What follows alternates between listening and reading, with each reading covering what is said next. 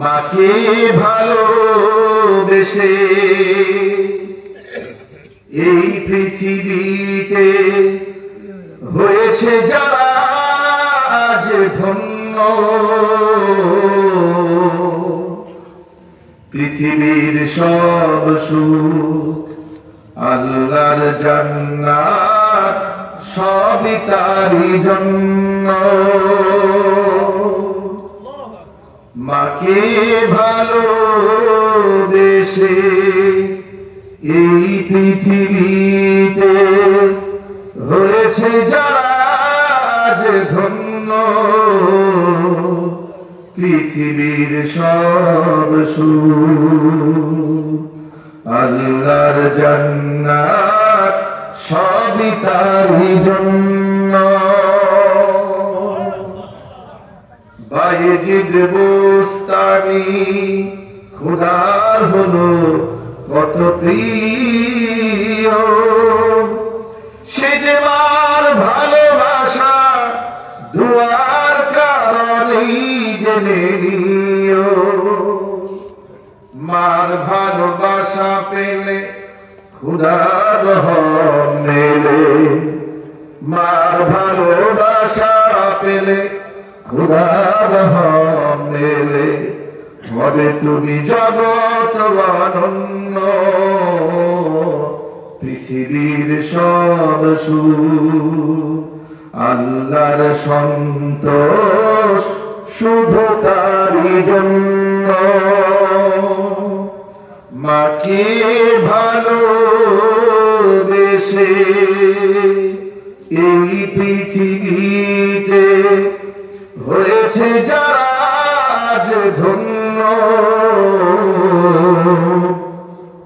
পৃথিবীর সব সুখ আল্লাহর সন্তোষ শুধু তারই জন্য। আলহামদুলিল্লাহ আলহামদুলিল্লাহ নাহমাদুহু ওয়া নাস্তাঈনুহু ওয়া নাস্তাগফিরুহু ওয়া নু'মিনু বিহি ওয়া নাতাওয়াক্কালু আলাইহি ওয়া নাউযু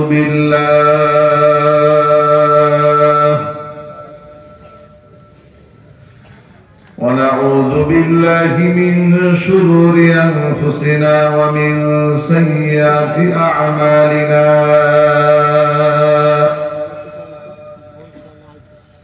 من يهده الله فلا مضل له ومن يضلله فلا هادي له، ونشهد أن لا إله إلا الله وحده لا شريك له، ونشهد أن سيدنا ونبينا وحبيبنا وشفيعنا ومولانا محمدا عبده ورسوله الذي أرسله بالحق بشيرا ونذيرا وداعيا إلى الله بإذنه وسراجا منيرا. أما بعد فأعوذ بالله من الشيطان الرجيم. بسم الله الرحمن الرحيم.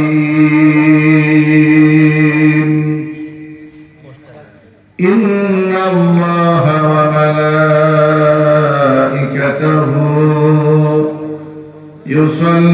يصلون على النبي يا أيها الذين آمنوا صلوا عليه وسلموا تسليما.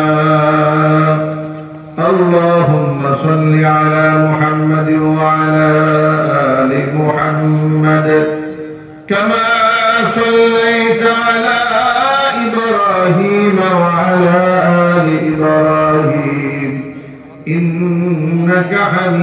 حميد مجيد اللهم بارك على محمد وعلى آل محمد كما باركت على إبراهيم وعلى آل إبراهيم إنك حميد مجيد জবান ছেড়ে মহব্বতে প্রাণ খুলে সকলে মিলে কিছুক্ষণ জিকির করুন লা ইলাহা ইল্লাল্লাহ লা ইলাহা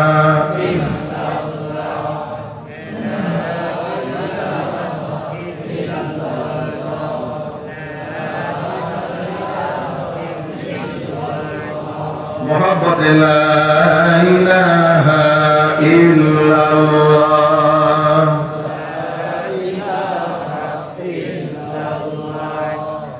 لا إله إلا الله لا إله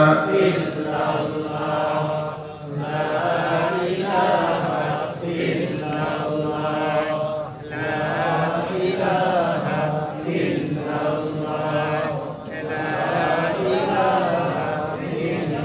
الله لا إله إلا الله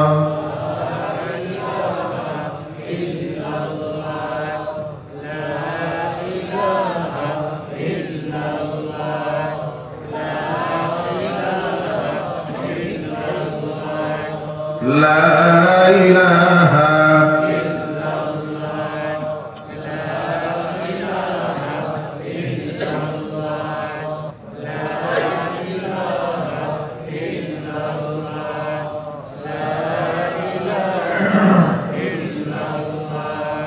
لا إله لا إله إلا الله لا إله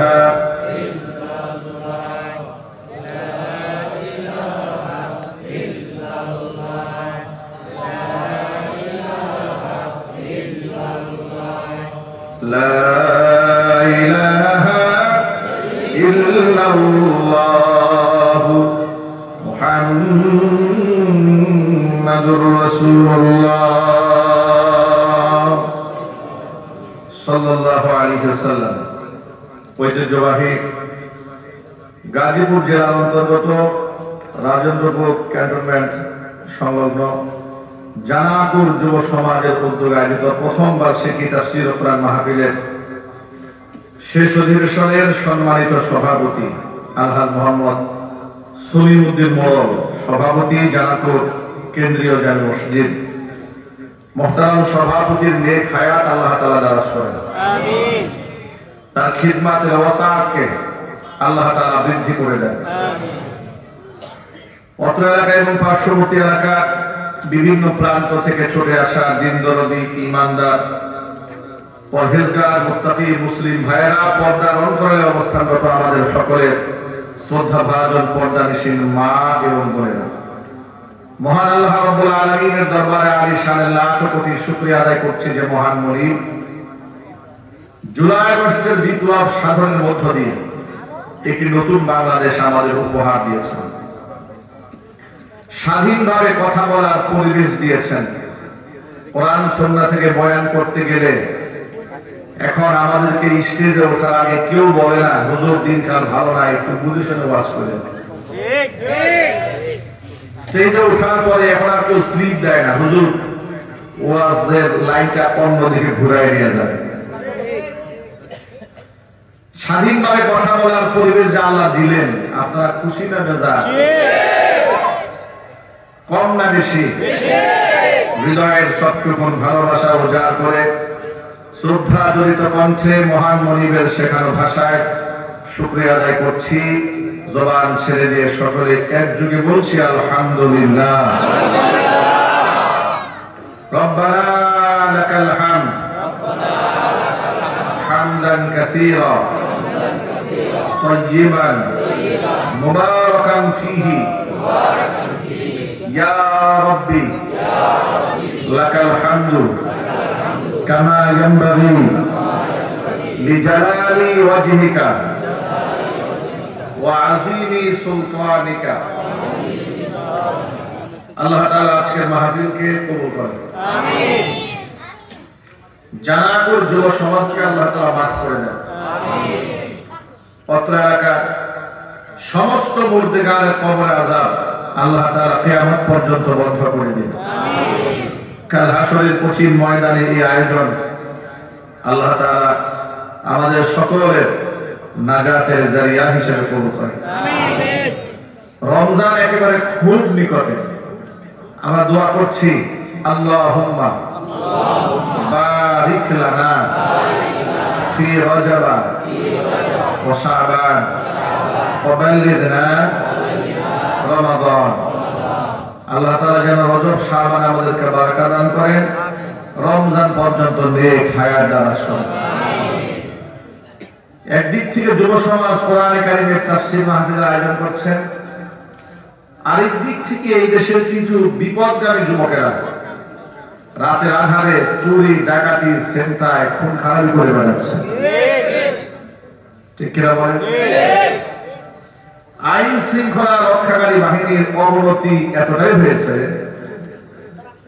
যে আইন শৃঙ্খলা রক্ষাকারী বাহিনী ইচ্ছা করলে, তারা যদি চান, অপরাধীকে মাটি খুঁড়ে বের করে নিয়ে আসতে পারে। সেই আইন শৃঙ্খলা বাহিনী আজকে তাদের কি হলো?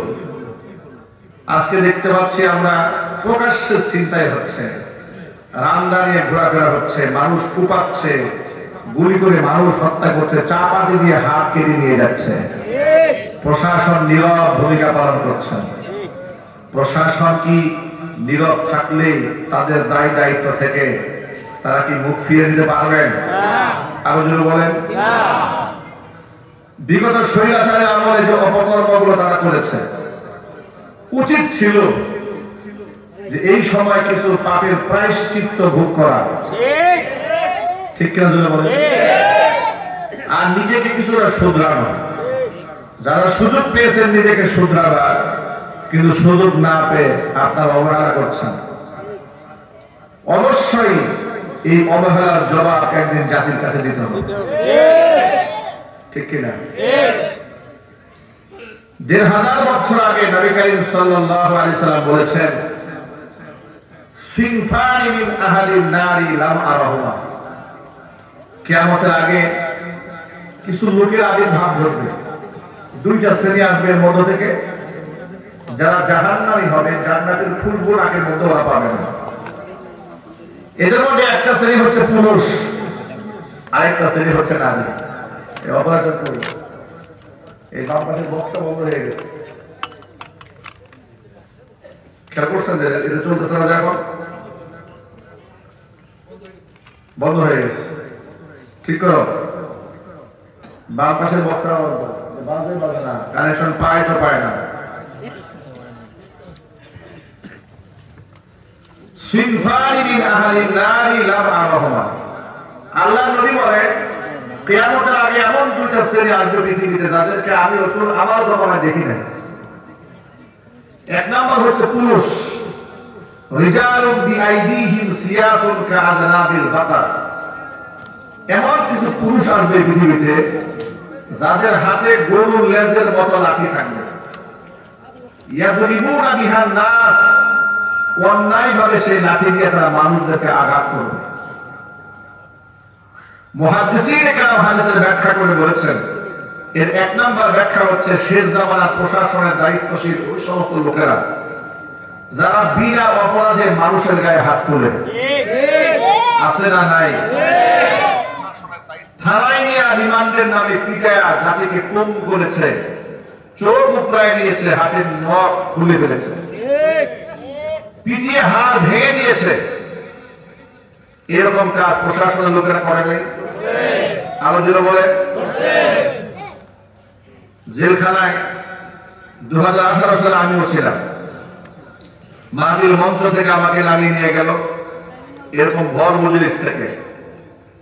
জিজ্ঞেস করলাম নিয়ে যাচ্ছেন কোথায়? বলে থানায়। অপরাধ? অপরাধ উপরের নির্দেশ।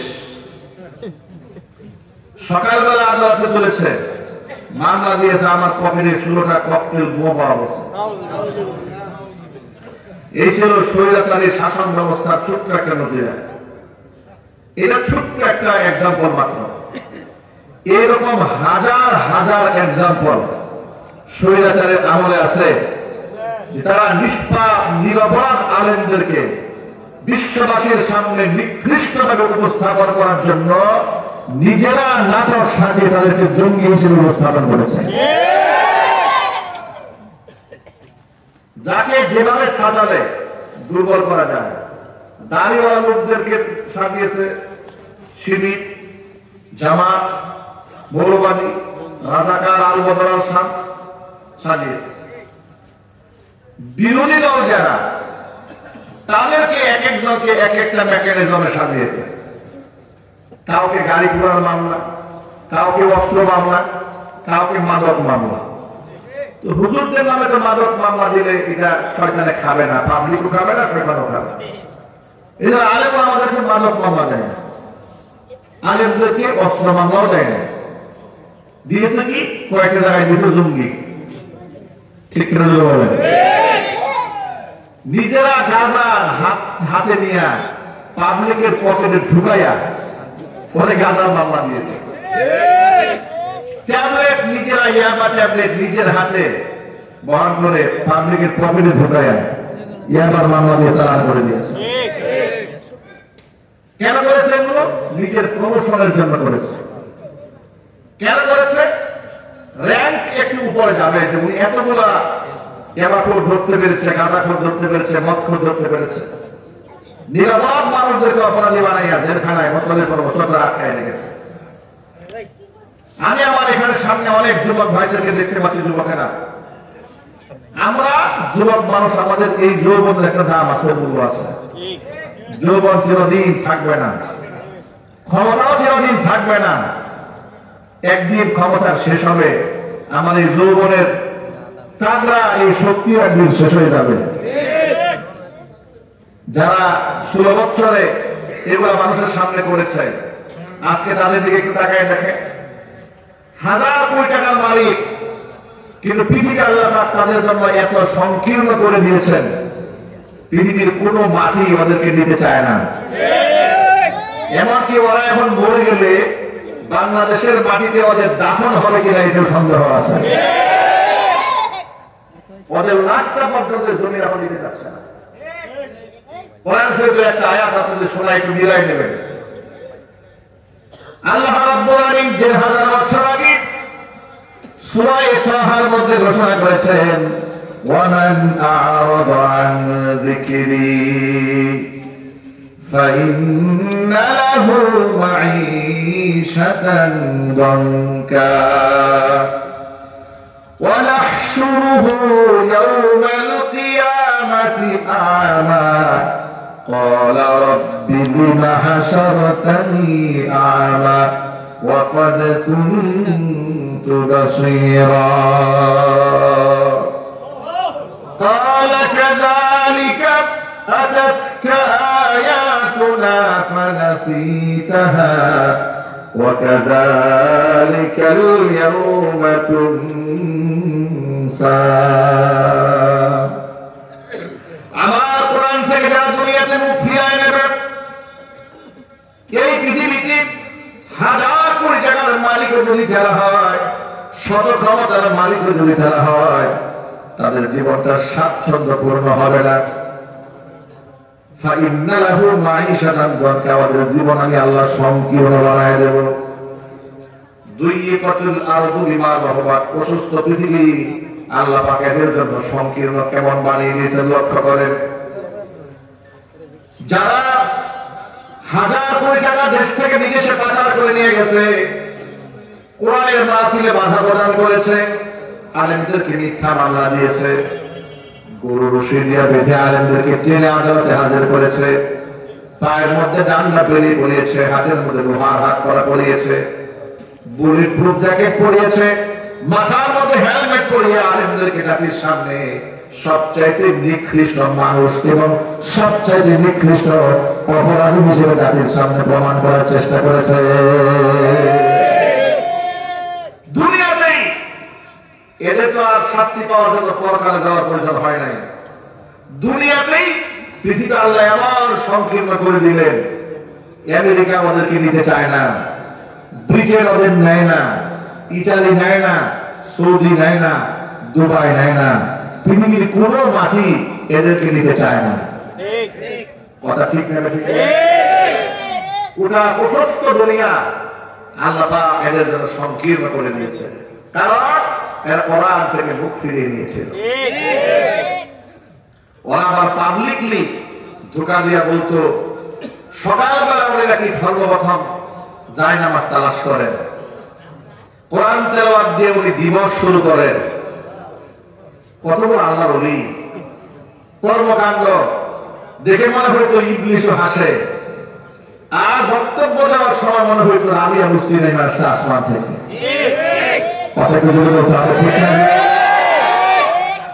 রাবিয়া মুসলিম কোরআন শরীফ তেলাওয়াত ছাড়া সকালবেলা ওনার সূচনা হয় না।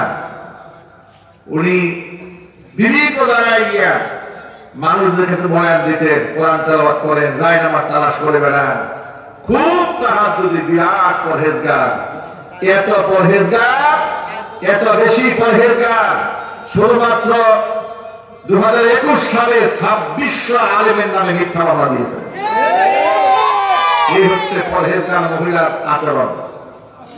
কোরআন শরীফ থেকে মুখ ফিরিয়ে নিয়েছে, মাহফিলে মাহফিলে বাধা তৈরি করেছে। এদের লালিত কুকুরেরা বক্তার সামনে থেকে মাইক্রো ফেলে নিয়েছে। শত শত মিডিয়ার সামনে বক্তাকে শাসিয়েছে, ধমক দিয়েছে, স্টেজ থেকে লাথি মেরে মাইক ফেলে দিয়েছে। এমন বেয়াদবি ওরা করে নাই? চিৎকার দিয়ে বলতে হবে, করে নাই? কত বড় প্রাসঙ্গ হলে জুলাই আগস্টের বিপ্লবে যে ছেলেরা আহত হয়েছে, পঙ্গু হসপিটালে গেছে, ওখানেও নাটক করতে গেছে। এই নাটক শিল্পী উনি গেছে নাটক করতে, একেবারে আবদ দেখাইছে, আহারে বাচ্চারা কি কষ্ট হয়েছে। অথচ গোপনে বলে আসছে ডাক্তারদেরকে, নো ট্রিটমেন্ট, নো রিলিজ। যেগুলো মায়ের খেয়ে আসছে, চিকিৎসা হবে না, রিলিজ হবে না। আজকে জাতির সামনে তা প্রমাণিত হয়েছে। অসুস্থ রোগীদেরকে চিকিৎসা না দিয়া ঢোকে ঢোকে যে মারতে চায়, ও মানুষ নয়, সে জানোয়ার ছাড়া কিচ্ছু নয়। আবার বলে আমার কি দোষ? এর যদি কোনো দোষ না থাকে, ইবলিশ শয়তানের কোনো দোষ নাই। আমার ভাইরা, যুবক ভাইদেরকে বিশেষ করে বলছি, যুবকেরা, এই জন্য যা তার পেছনে দৌড়ালে হবে না, যেখানে সেখানে জীবন দিলে চলবে না। ওই স্বৈরাচারীর পিছনে যে সমস্ত যুবকরা জীবন নষ্ট করেছে, যৌবন নষ্ট করেছে, একটুখানি চিন্তা করেন। স্বৈরাচারী তো বিমান নিয়ে পালায় গেল, কিন্তু তার পিছনে যারা এলাকার তৃণমূলে যারা আছে, সাগরের 3 নাম্বার বাচ্চার মতো লাফিয়েছে, ওদের অবস্থাটা কি হয়েছে দেখেন। ওদের দিকে ওদের আপা কিংবা ওদের মা একটা মালের জন্য ফিরাও টাকায় নাই। আমি তো মনে করি ওদের কর্মীরা হাসিনার বিরুদ্ধে ঝাড়ু মিছিল করা উচিত। আমাদের বিপদের মধ্যে ছেড়ে দিয়া আপনার জ্ঞাতি গোষ্ঠী নিয়ে বিদেশে গেলেন, আপনার রক্ত যেখানে আছে সব নিয়ে তো পালাইছেন, বিদেশ গেছেন। আমাদের আছে নাকি? আমাদের বিপদে ফেললেন কেন? কথা ঠিক না? উচিত, ঝাড়ু মিছিল করা উচিত। যুবকেরা, যেখানে সেখানে জীবন দেওয়া যাবে না। ওদের কর্মীরা রাস্তাঘাটে মারা গেলে লোকেরা আলহামদুলিল্লাহ বলে। এটা কেমন জীবন? আপনি মারা গেলে লোকেরা আলহামদুলিল্লাহ বলবে? আপনি সেই দলের মুখে লাথি মারেন যে দলের রাজনীতি করলে মরার পর লোকেরা আলহামদুলিল্লাহ বলে। ঠিক আছে? চিন্তা নিলেও করতে চায় না মানুষ, আমি এমন জীবন কেন গঠন করব? আমি এমন জীবন গঠন করব, এমন জীবন করিবে গঠন, মরিলে হাসিলে তুমি, কাঁদিবে ভুবন। আল্লাহ নবী বলেন, রিজালুম বিআইদিহিম সিয়াতুন কাযনাবিল বাকারি। এমন কিছু যুবকরা কিয়ামতের আগে আসবে যারা অন্যায়ভাবে মানুষদেরকে বিচারে। এরা হচ্ছে সমাজের ওই সমস্ত নিকৃষ্ট গুন্ডা মাস্তান যারা অন্যায়ভাবে মানুষদেরকে প্রহার করে।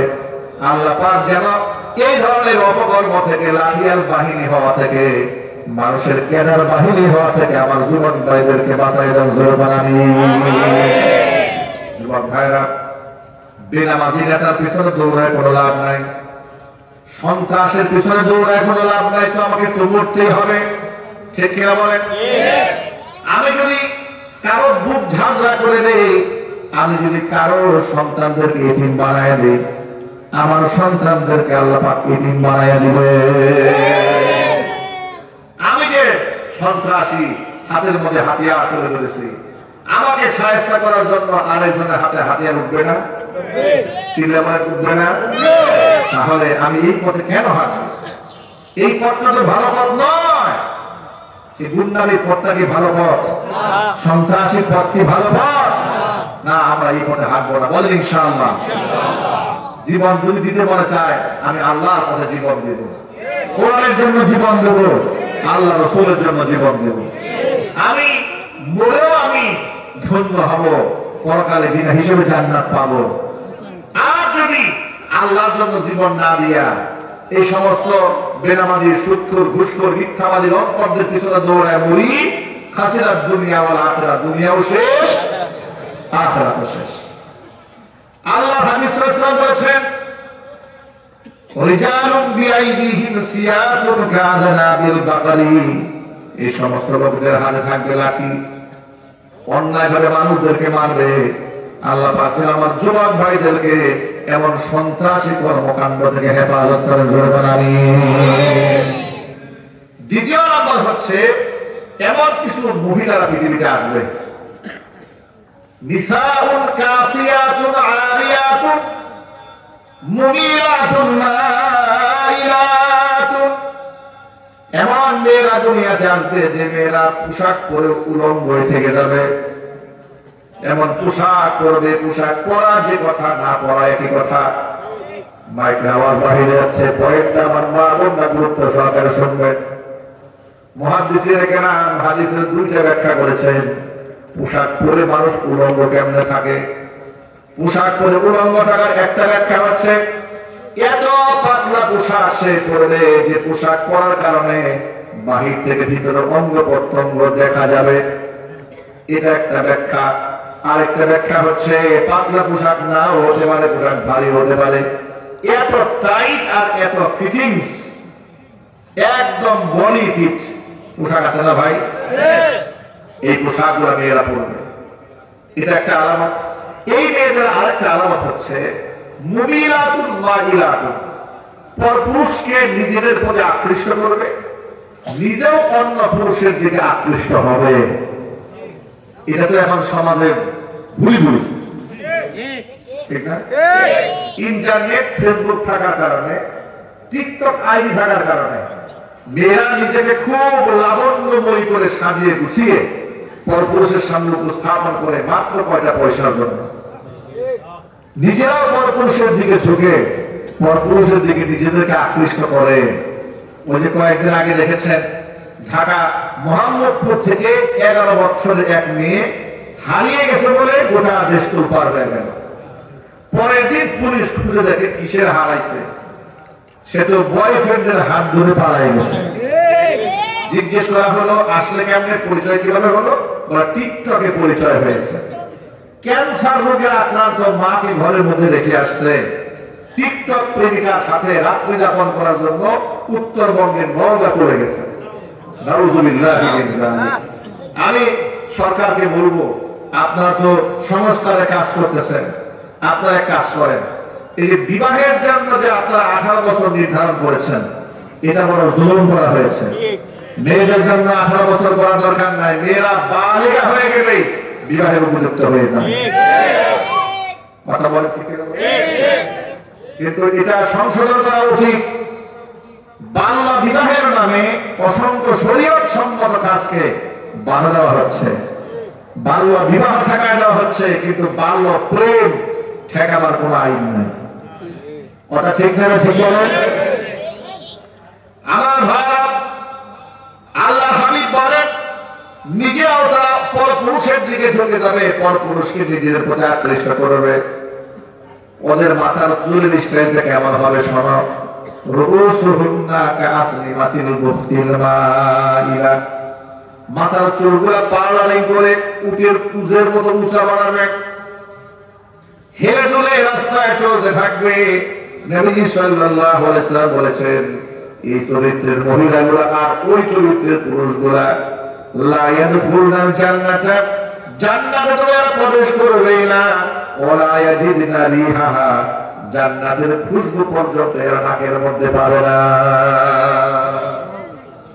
ওয়া ইন্না রিহাহা লাতুজাদু মিন মাসিরাতি কাযা ওয়া কাযা, অথচ জান্নাতের সুঘ্রাণ এত এত দূরত্ব থেকে পাওয়া যাবে।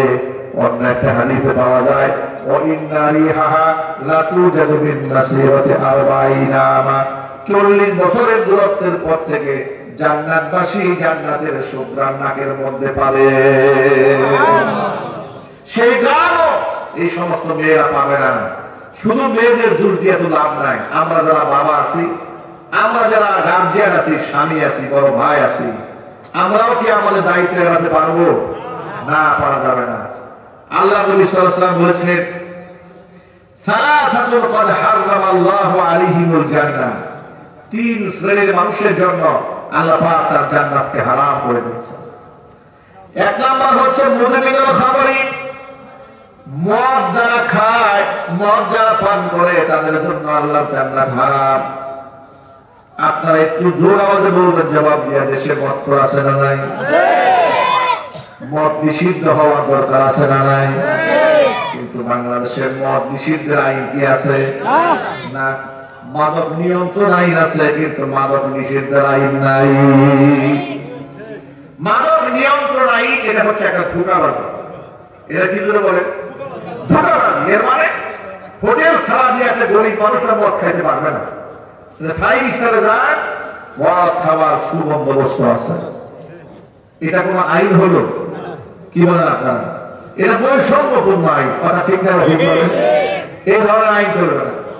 পায়খানা এটা টয়লেটে বসে খাওয়া হারাম, এটা ডাইনিং টেবিলে বসে খাওয়া হারাম। হারাম তো হারাম, আর হারাম তো এটা মানুষ বানায় না। হারাম ঘোষণা করেছেন কে? আল্লাহ যেখানে হারাম করেছেন, বান্দা এটা লাইসেন্স দেয় কি করে? কি করে আমাদের লাইসেন্স দেয় দেশের মানুষ? নবী সাল্লাল্লাহু আলাইহি ওয়াসাল্লাম বলেছেন, জীবনে একবার যে ব্যক্তি মদ পান করবে, এক ঢোক মদ পান করলে 40 দিন পর্যন্ত তার কোন ইবাদত আল্লাহর কাছে কবুল হবে না। কোন নামাজ, কোন রোজা, কোন হজ, কোন যাকাত 40 দিনের মধ্যে, মানে মদ পান করে দেহকে এমন নাপাক বানিয়েছে, তওবা করলেও 40 দিনের সিজদা করা যাবে না। সব করে এক ঢোক মদ খেতে পারবেন না, হারাম। বিবাহের অনুষ্ঠানে, বড় লোকের বিবাহের অনুষ্ঠানে মদের নাম পরিবর্তন করে নাম দিয়েছে অ্যালকোহল, বিয়ার, হুস্কি, এগুলো নাকি বিভিন্ন জায়গায় সার্ভ করা হয়। খাওয়া যাবে না। মদ চিরন্তন হারাম, আর এর মধ্যে কোনো সম্মান নাই, কোনো ইজ্জত নাই। মদখুরকে ঘরের বউ সম্মান দেয় না, মদখুর বাবাকে সন্তানরাও শ্রদ্ধা করে না, মদখুর নেতাকে কর্মীরাও শ্রদ্ধা করে না। কথা ঠিক কিনা বলেন? মদ কেন আপনি খান? এর মধ্যে কি কল্যাণটা আছে? মদখুর রাত 3টা বাজে মদ খায় বাড়ি গেছে, ঘরের দরজা বউ খুলে দিয়েছে, বউকে মা বলে ডাক দিয়েছে। কি বলে? মা বলে ডাক দিয়েছে। বউর মাথা ঠান্ডা আছে এখন? ঝাড়ু নিয়ে দাঁড়িয়েছে, গুলামের পুত গুলাম, যখন মা বলে ডাক দিয়েছি, খারাপ হয়ে গেছে।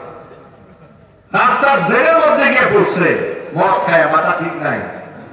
ড্রেনের সাথে গিয়ে কথা বলে, কি রে ড্রেন, তুই কি সারাদিন রাস্তার সাইডে ছিলি, মাঝখানে কোন সময় আসলি? ড্রেন নাকি রাস্তার মাঝখানে চলে আসলে, স্ক্রুতে ঢিলা হয়ে গেছে। যে জিনিস খাইলে স্ক্রু ঢিলা হয়ে যায়, ওই জিনিস খাওয়া আল্লাহ তাআলা হারাম করে দিয়েছে। কুল্লু মুসকিরিন হারাম, মাদকতা সৃষ্টিকারী প্রত্যেকটা খাবার হারাম। বান্দা এটা দিতে পারবে না। আল্লাহ তাআলা যেন আমার যুবকদেরকে হেফাজত করে। ইদানিং দেখতে পাচ্ছি কিশোর জ্ঞান তৈরি হচ্ছে, অল্প বয়সের ছেলেরা তারা সন্ত্রাস হয়ে যাচ্ছে। জ্ঞান 12-14 বছর ছেলেরা অস্ত্র নিয়ে ঘুরে বেড়ায়। এটা কোনো লজ্জাজনক কথা। যারা বাবা মা আছে আগে থেকে সতর্ক হও। সন্তান নষ্ট হওয়ার পরে তাবিজ কবজ দিয়ে তো কাজ হবে না। সন্তান নষ্ট হওয়ার আগে সন্তানকে কোরআন শেখান, হাদিস শেখান, ইসলাম শেখান, মসজিদের সাথে সম্পর্ক বানান, মাদ্রাসার সাথে সম্পর্ক তৈরি করে দেন। আপনার সন্তান গুন্ডা মাস্টার হবে না। ঠিক না জোর বলেন? মাগুরাতে এক মাহফিলে গেলাম, যাওয়ার পরে এক ভদ্রলোক আসছেন, মুসাফা করে চোখের পানি ছেড়ে দিয়ে বলছে, হুজুর দুঃখের কথা কি বলবো, আমার ছেলে ক্লাস 9-এ পড়ে, 9-এ পড়ুয়া ছেলে মদ পান করে। বলে আমি আমার ঘরের দরজা বন্ধ করে আমার ছেলের পা ধরে বলছি, বাবা আমি তোর বাবা হয়ে তোর পা ধরছি, আমার এলাকায় সম্মান আছে, ইজ্জত আছে, এলাকার মানুষ আমাকে ফুটু মারবে, তোমার ছেলে মদ খায়, এর চাইতে লজ্জা আমার নাই। হুজুর আমার ছেলেটাকে একটু দোয়া করে দেবেন। আমার ছেলেটাকে নিয়ে আসছে, আমার কাছে নিয়ে আসছে, আমি কিছু নসিহতমূলক কথাবার্তা তাকে বলে দিয়েছি। আপনার সন্তান তো একদিনে মদখোর হয় নাই, একদিনে তো জোয়াগুলো হয় নাই, একদিনেই মাস্টার হয় নাই।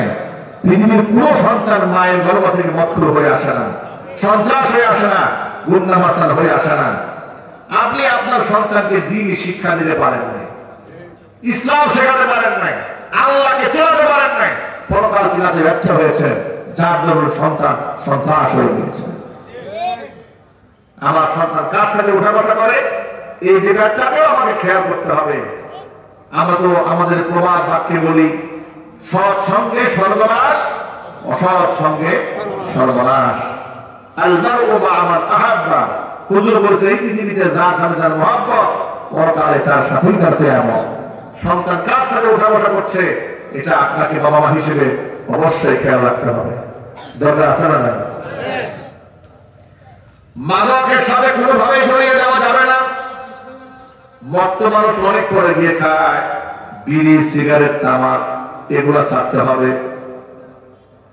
ফেসবুক থাকার কারণে এখন দেখা যায় ছোট ছোট বাচ্চারা প্রকাশ্য দিবালোকে সিগারেট পান করছে, ধূমপান করছে। আর ঢাকা শহরে দেখি পিছিয়ে পিছিয়ে ছেলেরা ঘাম দিয়ে নেশা করতেছে প্রকাশ্যে, রাজপথের মাঝখানে, কেউ কিছু বলে না। এরাই তো ছোটাই মাস্টার চিন্তাকারী হয়, এরাই তো সিনিয়র কিলার হয়, 5,000 টাকার জন্য মানুষ খুন করে ফেলে। ঠিক কি বলে? আমার সামনে যারা বসে আছেন, আজকে ওয়াদা করবেন জীবনে কোনোদিন একটা সিগারেট হাতে নেবেন না, ইনশাআল্লাহ। ওয়াদা করে হাতে বলেন, জীবনে কোনোদিন একটা বিড়ি, একটা সিগারেট, সব করু হাতে নেব না, এটা পান করবো না। আল্লাহ আমল করা তৌফিক দান করেন। হাত নামান। বিড়ি করতে যে কি মহব্বত একে অপরের প্রতি, বাপ রে বাপ। চা খাইতে গিয়ে বলে গরম পানিতে ধুয়ে দেন, অনেক ঠুট লাগছে, গরম পানিতে ধুয়ে ধুয়ে নিয়ে আসছে। আর বিড়ি খুলের কোনো ধোয়া নাই, মশা নেই, একজনের ঠোঁট থেকে টান দিয়ে আরেকজন চালাতে বসছে, কোনো গরম পানি নাই, কিছু নাই। কি মহব্বত বিড়ির সাথে, কি বিড়ি! আল্লাহ হেদায়েত দান করে, জোরে করে আমিন। এক নাম্বার, মাদকের সাথে আমাদের সম্পর্ক থাকবে না, ইনশাআল্লাহ বলেন। 2 নাম্বার, ওয়াল আকুব, পিতা মাতার অবাধ্য সন্তান যারা, তাদের জন্য আল্লাহর জান্নাত হারাম। বাবা মা বেঁচে আছে কার হাতে কিন্তু, বাবা বেঁচে আছে কার, আল্লাহ নেক হায়াত দারাজ করে। হাত নামা। বাবা মা দুনিয়া থেকে চলে গেছে কার, হাত দেখি। আল্লাহ পাক জান্নাতুল ফিরদাউস দান করে, জোরে বলে আমিন। বাবা মা জান্নাতে যাওয়ার সিঁড়ি। বাবা মার সাথে নাফরমানি করা যাবে না, বেয়াদবি করা যাবে না, তাদের মরণের জন্য দোয়া করা যাবে না।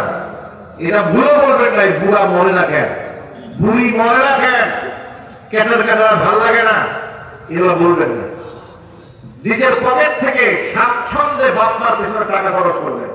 হুজুর বলেছে, যেই ব্যক্তি তার নিজেকে বরকত চায়, সে তার বাপ মার পেছনে পয়সা খরচ করে। আর এখন তো সমাজের ছেলেরা বাবা মার পেছনে টাকা ব্যয় করে বোঝা মনে করে, ঠিক না? বোঝা মনে করে। উত্তরবঙ্গে একটা বৃদ্ধাশ্রম আছে, ভদ্র মহিলা এই বৃদ্ধাশ্রমের ওনার যিনি, পরিচালক যিনি, তিনি নাম দিয়েছেন বেলা শেষে। কয়েকদিন আগে আর টেলিভিশনের একটা সাংবাদিকের সাক্ষাৎকারে উনি একটা গল্প বললেন, এই বৃদ্ধাশ্রম খোলার ইতিহাস বললেন। তিনি বলেন ঢাকা শহরে মোহাম্মদপুরে এক ভদ্র মহিলার সাথে তার একটা সম্পর্ক ছিল, মৌখিক চেনা। তো ভদ্র মহিলার 2 ছেলে বিদেশ থাকে, 2 ছেলে ডাক্তার। তো তিনি একদিন লক্ষ্য করলেন যে 2-3 দিন হয়ে যাচ্ছে ওই মহিলার সাথে দেখা নেই, বয়স্ক মহিলা। তিনি বলেন আমি তার বাড়ি চিনি, বাড়িতে গেলাম, গিয়ে দেখি ভেতর থেকে দরজা বন্ধ। সন্দেহ লাগলো বুড়া মানুষ, কোনো সমস্যা হলো কিনা। প্রশাসনের লোক এসছে, দরজা ভেঙে ভিতরে ঢুকলাম। মহিলা বলছেন ঘরের ভিতরে ঢুকে দেখি ওই মহিলার অর্ধেক অঙ্গ প্যারালাইজ হয়ে গেছে, বিছানায় পেশাব পায়খানা করে শুয়ে আছে। এই অবস্থার মধ্যে তাকে ঢাকা মেডিকেল কলেজ নেওয়া হলো, চিকিৎসা দেওয়া হলো। সন্তানদেরকে বিদেশে নক দেওয়া হলো। 2 ছেলে ডাক্তার, বিদেশে ডক্টরি করে, তারা বিদেশ থেকে আসলেন। বৃদ্ধাশ্রমের পরিচালক তিনি বলছেন ছেলেরা বিদেশ থেকে এসে প্রথম মায়ের সাক্ষাৎকারে তারা যে কাজটা করলো সেটা হলো এই, বিদেশ থেকে বাংলাদেশে এসে মায়ের সাথে সাক্ষাৎ করতে আসার সময় তারা হাতের মধ্যে করে কয়েকটা স্ট্যাম্প নিয়ে আসছেন, দলিল নিয়ে আসছেন। দলিল নিয়ে এসে এই বৃদ্ধা মায়ের হাত থেকে টিপ সই নিয়ে মায়ের নামে যত সম্পদ ছিল সব লিখে নেওয়ার পরে বলছে, ওই মহিলা বলতেছে, ছেলেরা ওনাকে বলতেছে যে আপনি আমাদের বোনের মতো, আমরা বিদেশ থাকি, আমার মাটাকে আপনি দেখে শুনে রাখবেন, যত টাকা পয়সা লাগে বিদেশ থেকে আমরা পাঠাবো। এই কথা বলে 2 ছেলে মায়ের সমস্ত সহায় সম্পদ যা ছিল সব লিখে নিয়ে আবার বিদেশ চলে গেছে। ওই মহিলা তার কাছে থেকে তার সেবা নিতে নিতে এক সময় সে মারা গেছে। মহিলা এই কথা বলতে গিয়ে আবেগ আপ্লুত হলেন। তিনি বললেন এই মহিলাটা মারা গেলেন, আজ পর্যন্ত সন্তানরা একটা ফোন দিয়ে খোঁজ খবর নেন নাই তিনি বেঁচে আছেন না মরে গেছেন। এটা হচ্ছে পৃথিবী, এটা হচ্ছে পৃথিবীর চরম বাস্তবতা। এমন বাস্তবতা প্রতিদিন আমাদের চোখের সামনে ঘটে যায়, কিন্তু চোখ থাকিত আমরা অন্ধ, আমরা বাস্তবতা চোখ দিয়ে বাস্তবতা উপলব্ধি করি না। আজকে ডাক্তার বানিয়েছে সন্তানরা মায়ের খবর নেয় নাই। আমি তাম পৃথিবীকে চ্যালেঞ্জ করে বলতে পারি এই দুনিয়াতে যত বৃদ্ধাশ্রম আছে একটু খোঁজ খবর নিয়ে দেখেন। গাজীপুরে মণিপুরে বৃদ্ধাশ্রম আছে, খবর নিয়ে দেখেন। বড় বড় অফিসারদের বার্তা পাবেন, সরকারি বহু বড় বড় আমলাদের বার্তা বৃদ্ধাশ্রমে পাবেন। কিন্তু আল্লাহর কসম একটা হাফেজের মা, একটা আলেমের বাপ মা বৃদ্ধাশ্রমে খুঁজে পাবেন না। কারণ মাদ্রাসা থেকে আমরা আমাদের সন্তানদেরকে শিখিয়ে নিয়েছি, কোরআন বলেছি ওয়াকাদা রাব্বুকা আল্লা তা'বুদু ইল্লা ইয়্যাহু ওয়া বিল ওয়ালিদাইনি ইহসানা। তোমার রবের নির্দেশ হলো ইবাদত করবে, গোলামি করবে একমাত্র আল্লাহ, আর আল্লাহর ইবাদতের পরে তোমরা বাপ মার সেবা করবে। যখন সুবহানাল্লাহ। ইম্মা ইয়াবলুগান্না ইনদাকাল কিবারা আহাদুহুমা, তোমার জীবন দশায় বাবা মার কোন একজন যদি বার্ধক্যে উপনীত হয়ে যায়, আও কিলাহুমা, উভয় যদি উপনীত হয়ে যায়, ফালা তাকুল লাহুমা উফফি ওয়ালা তানহারহুমা, উফ শব্দ বললে মনে যদি আঘাত পায় সেটাও বলতে পারবে না, বাপ মাকে ধমক দিতে পারবে না। ওয়াকুল লাহুমা কাওলান কারীমা, বাপ মার সাথে সম্মানসূচক শব্দে কথা বলবে।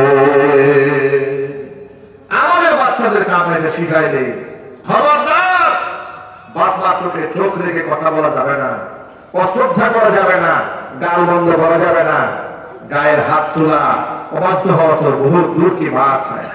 আজকে এই সমাজ নষ্ট হয়ে যাচ্ছে, শিক্ষা আছে সুশিক্ষা নাই, কথা ঠিক নেবে ঠিক। এই জন্য আমাদের দেশের 90 থেকে 95% মুসলিম মধ্যে এই দেশে আমাদের একটা স্বপ্ন, স্কুল হোক, কলেজ হোক, ইউনিভার্সিটি হোক, বিশ্ববিদ্যালয় যাই হোক না, প্রত্যেকটা ক্লাসে ধর্মীয় সাবজেক্ট গুরুত্বের সাথে রাখা উচিত। আমাদের দেশে আছে, গুরুত্বহীন ভাবে আছে। এটা যদি জীবনের বই কেউ নাও পড়ে সেও ধর্ম পরীক্ষায় 90 পায়, ঠিক কিনা বলে? আমি স্কুলে পড়েছি, আমার মনে আছে, আমি জীবনেও ধর্ম সাবজেক্ট প্রাইভেট পড়ি না, জীবনেও পড়ি না, ঠিক মতো পড়িও না। পরীক্ষা দিতে গিয়ে 90 নিচে জীবনের মার্ক পাই ধর্মীয় সাবজেক্টে। আমি পরিণত বয়সে আসার পরে এখন যেটা উপলব্ধি করি যে ধর্মীয় সাবজেক্টে এত বেশি নাম্বার পেয়েছেন কারণটা কি? ইংরেজিতে প্রাইভেট করেছি, কোচিং করেছি, অঙ্কে প্রাইভেট পরিস্থিতি কোচিং করেছে, এরপরেও 80 উপরে মার্ক নেওয়াটা জীবন বের হয়ে যেত। আর ধর্ম না পড়লেও 90 পায়। কারণ কি? এর কারণ হচ্ছে এই দেশের ধর্ম যারা পড়ায় তারা নিজেরাও ধর্ম বোঝে না। কথা বলে স্কুলে যে শিক্ষকরা ধর্ম পড়াইছে আমাদেরকে, তাদের সূরা ফাতিহা ঠিক নাই, দুরূদ শরীফ ঠিক নাই। কয়েকদিন আগে দেখলাম ইউটিউবে কোন এক স্কুলে স্বৈরাচারের আমলে স্কুলের সব টিচার হিন্দু, প্রাইমারি স্কুলের সবগুলো টিচার হিন্দু, ও হিন্দু টিচাররাই আমাদের মুসলমান বাচ্চাদেরকে ধর্ম পড়াচ্ছে। এবার চিন্তা করেন কেমন শিক্ষাটা দেবে? শিক্ষার লালবাতি জানাইছে কথা ঠিক। শিক্ষা সিলেবাস গুলাকে তারা এইভাবে ধ্বংস করে দিয়েছে। আবু বকর সিদ্দিকের জীবনী ছিল উঠাই দিয়েছে, ওমরের জীবনী ছিল উঠিয়ে দিয়েছে, মুহাম্মদ সাল্লাল্লাহু আলাইহি ওয়াসাল্লামের জীবনী উঠিয়ে দিয়েছে। সেখানে গরুর জীবনী, ছাগলের জীবনী এগুলো টেনে আসছে। মানে বাচ্চাদেরকে গরু ছাগল বানাতে যাওয়া করা দরকার, ভারতের প্রেসক্রিপশনে তারা সবকিছু করছে। জুলাই আগস্টের বিপ্লবে আমাদের সন্তানরা দেখিয়ে দিয়েছে এদেশের মানুষ ভারতের গোলামি চায় না, ভারতের দাসত্ব চায় না। এদেশের মুসলমান আল্লাহর দাসত্ব মানতে চায়। কথা বলতে হবে। সন্তানদেরকে কোরআন শেখান, ইসলাম বুঝান। আপনি ঠকবেন না, আপনি জিতে যাবেন। আপনার সন্তান যদি কোরআনের সাথে সম্পর্ক রাখে, আপনি বাবা মা সারা জীবন মানুষের কাছে মাথার মুকুট হয়ে থাকবেন। আপনার সন্তান যদি একজন হক্কার আলেম হয়ে যায়, ভালো একজন হাফেজ কোরআন হয়, আপনি বাবা মা আপনি সম্মান পাবেন, দুনিয়াতে সম্মান পাবেন, কবরে সম্মান পাবেন, আখিরাতে কিভাবে সম্মান পায় দেখেন। আল্লাহ আমাদেরকে ক্ষমা করেন। ইজহার নিয়ামতের বহিঃপ্রকাশ করছি, এটা লৌকিকতা নয়, বড়ত্বও নয়।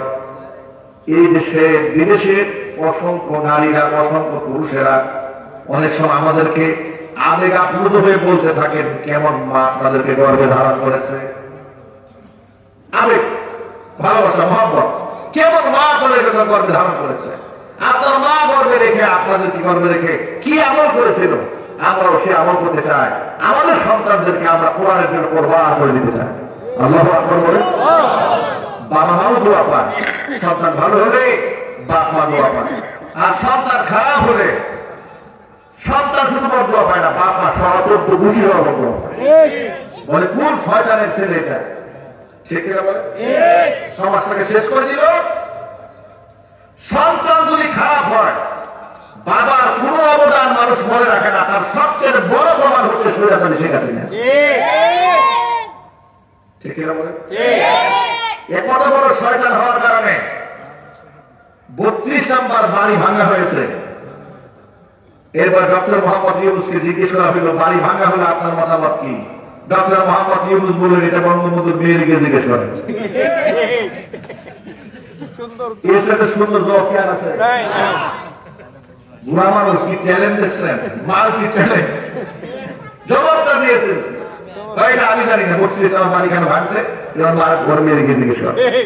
উনি সব বলতে বলে কেন হয়েছে। তার অপকর্মের কারণে তার বাবা যদি একটা ভালো কর্ম ছিল, এগুলো আপনি বলে গেছেন। ঠিক কিনা? সন্তানকে ভালো বানান, মানুষ দোয়া করবে। আর আমার দৃঢ় বিশ্বাস দিলে যে এই দেশের মানুষ অন্তত পক্ষে আগামী 100 বছর পর্যন্ত নিজের মেয়ের নাম হাসিনা আগে সন্দেহ আছে। মনে হয় না? আবু জেহেল যেমন নাম কেউ রাখে না, ফেরাউন নাম যেমন রাখে না, নমরুদ নাম যেমন রাখে না, কারুন নাম কেউ রাখে না। ঠিক কি বুঝতে পারেন? হাসানুল হক ইনুর ছেলেও নমরুদ নাম রাখবে না, রাশেদ খান ছেলেও আবু জেহেল নাম রাখবে না। ঠিক কিনা বলে? এই জন্য সন্তানদেরকে কোরআন শেখান, ইসলাম শেখান, আল্লাহর সাথে মহব্বত শেখান। দেখবেন সন্তান আপনার চোখের শীতলতা হবে। আর আল্লাহর কাছে সবসময় একটা দোয়া করতে হবে। দোয়াটা আল্লাহ কোরআনে শিখিয়ে দিয়েছেন। আল্লাহ পাক বলেন, রব্বানা হাব লানা মিন আজওয়াজিনা ওয়া যুররিয়াতিনা কুররাতা আ'য়ুনিন ওয়াজআলনা লিল মুত্তাকিনা ইমামা। আল্লাহ তাআলা আমাদের স্ত্রী, সন্তান, পরিবার, পরিজন তাদের আচরণ এমন বানায় দাও যাতে করে আমাদের চক্ষুটা শীতল হয়ে যায়। সুবহানাল্লাহ। কুররাত আয়ুন, চোখের শীতলতা যেন হয়ে যায়। যারা হাফেজ কোরআন হয়েছে, এই যে মাদ্রাসার ছেলেরা পুরস্কার পাচ্ছে, মাশাআল্লাহ, আলহামদুলিল্লাহ। হাফেজ যখন হয়ে যাবে, একজন জিন্দা কোরআন হয়ে যাবে। কিয়ামতে এদের বাবা মাকে আল্লাহ শুধু নূরের মুকুট পরায় খানতে হবেন না, জান্নাতি পোশাক পরাবেন, গাউন পরাবেন, গাউন পোশাক। পোশাকটা এত দামি হবে, হাদিস শরীফে এসেছে, ওয়ায়ুকসাউল্লাতাইনি লা তাকুমু লাহুমা দুনিয়া। পৃথিবী বিক্রি করলেও সেই পোশাকের দাম দেওয়া সম্ভব হবে না। এত দামের পোশাক পরে হাফেজ সাহেবের বাবা এবং মা আল্লাহকে বলবেন, বিমা কাছাই টাকা, আল্লাহ কি আমল করছিল, আমরা কোন আমলের বিনিময়ে তুমি এত দামের পোশাক আমাদের গায়ে উঠিয়ে দিয়েছ। ফায়ুকালু লাহুমা, আল্লাহর পক্ষ থেকে বলা হবে, বিআখযি ওয়ালাদিকুমাল কোরআন, তোমাদের সন্তানরা কোরআন পড়েছিল? বলে হ্যাঁ পড়েছিল। তো কোরআন পড়ার বদৌলতে সন্তানরা কোরআন পড়েছে, সেই সম্মানে বাবা মাকে পোশাক পরিয়ে দেওয়া হবে। হাদিসে কি মিথ্যা কথা লেখা আছে নাকি? এই কথাগুলো বিশ্বাস করেন না? কোরআনের সাথে সন্তানকে সম্পর্কিত বানায় দেন, বলেন ইনশাআল্লাহ। তাহলে